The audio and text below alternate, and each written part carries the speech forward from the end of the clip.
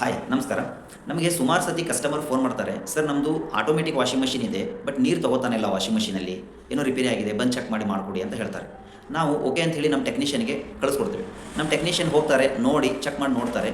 Machine ಹಿಂದ್ಗಡೆ ಒಂದು filter ಅಂತ ಬರುತ್ತೆ, ಅಲ್ಲಿ ಧೂಳು ಕೂತು ಡಸ್ಟ್ ಕೂತು ಅಲ್ಲಿ ಬ್ಲಾಕ್ ಆಗಿಬಿಟ್ಟಿರುತ್ತೆ, ನೀರು ಒಳಗಡೆ ಬರ್ತಾ ಇರಲ್ಲ.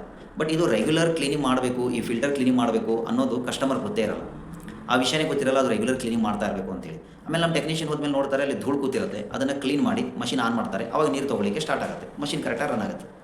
ಸುಮಾರು ಸತಿ ಯಾರು ಆಟೋಮೆಟಿಕ್ ವಾಷಿಂಗ್ ಮಷಿನ್ ಯೂಸ್ ಮಾಡ್ತಾ ಇದ್ದೀರಾ, ಈ ಥರ ಪ್ರಾಬ್ಲಮ್ ಬಂದರೆ ನೀವು ಫಿಲ್ಟರ್ ಕ್ಲೀನಿಂಗ್ ಮಾಡಿ ಚೆಕ್ ಮಾಡಿ. ಮಷಿನ್ ಹಿಂದ್ಗಡೆ ಒಂದು ಫಿಲ್ಟರ್ ಇರುತ್ತೆ, ಅದು ರೆಗ್ಯುಲರ್ ಕ್ಲೀನಿಂಗ್ ಮಾಡ್ತಾ ಇರಬೇಕು. 15 days once 30 days once cleaning ಮಾಡ್ತಾ ಇರಬೇಕು.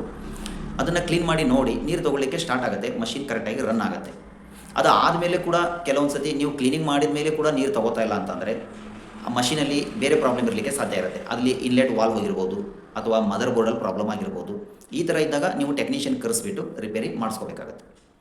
ಓಕೆ, ಹಾಗೆ ನಿಮ್ಮ ಮನೇಲಿ ಏನಾದರೂ ರಿಪೇರಿ ಇದ್ದರೆ ನಮ್ಮ ನಂಬರ್ಗೆ ಕರೆ ಮಾಡ್ಬೋದು. ನಾವು fridge, washing machine, AC, TV, water purifier, microwave oven repair and service ಮಾಡಿಕೊಡ್ತೇವೆ. Thank you.